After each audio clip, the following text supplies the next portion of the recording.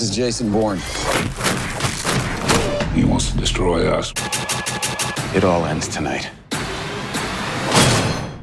Coming up next, we talked to Matt Damon about how he felt about Jeremy Renner taking on the Bourne franchise without him in it, and more right here on BLACKTREE TV.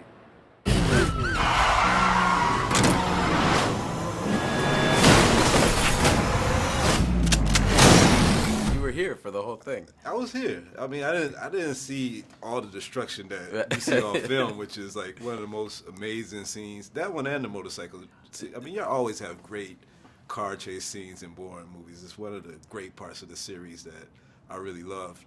But for this movie, my first question is, I mean, we seen Jeremy Renner in the last one, and how did that feel to see? It's like, I know you're a big football fan. It's like seeing a backup quarterback in your position. Like, how was that feeling? No, to see I would that? never call him a backup. I mean, he's brilliant. Respectfully, a great actor, but you know, there's some brilliant backup quarterbacks too. You know. Yeah. Steve Young, he's not too bad. Yeah. Aaron Rodgers, not too bad.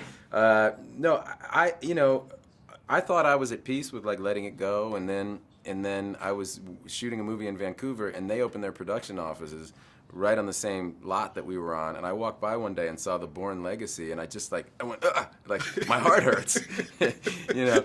But look, what they did, which was really smart, was they said, look, it's not a competing franchise. It's like on a parallel track. Yeah. So Aaron Cross, the guy that Jeremy plays, and Jason Bourne, they don't know each other, they don't know of each other, but they're in the same universe, and so, which is great because then they can do more of those, and like they don't interfere with us and we don't interfere with them, and then maybe someday the characters will.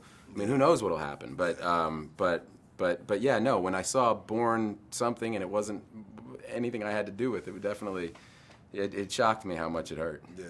Now, speaking of that parallel track, I mean, y'all both kind of play these Manchurian candidates, so to speak. And when you look at the world today, look at all these crazy things happening internationally and domestically, do you think that some of this is brainwashed people that are doing stuff, or you think that all this stuff is pretty intentional with the suspects that they're catching?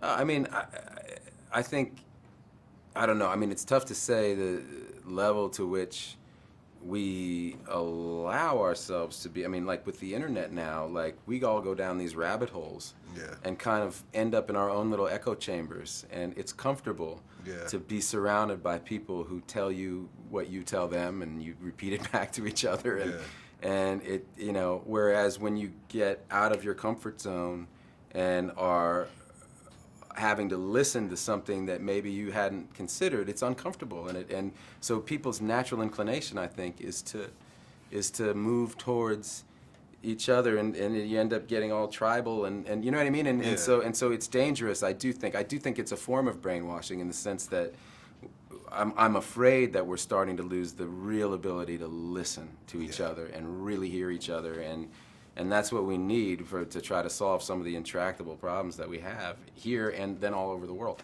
Yeah.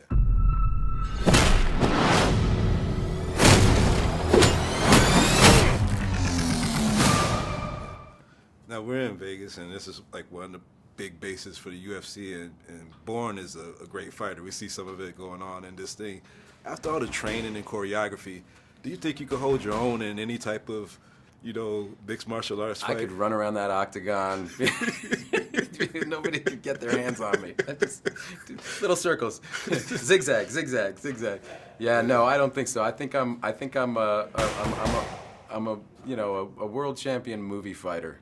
But the real deal is, you know, those guys are serious. Well, great movie, and last year's Martian was one of my favorite movies. Oh, thank you. I love all your performances. Thanks for giving us another. Appreciate it. Thank you. Thank you, everybody.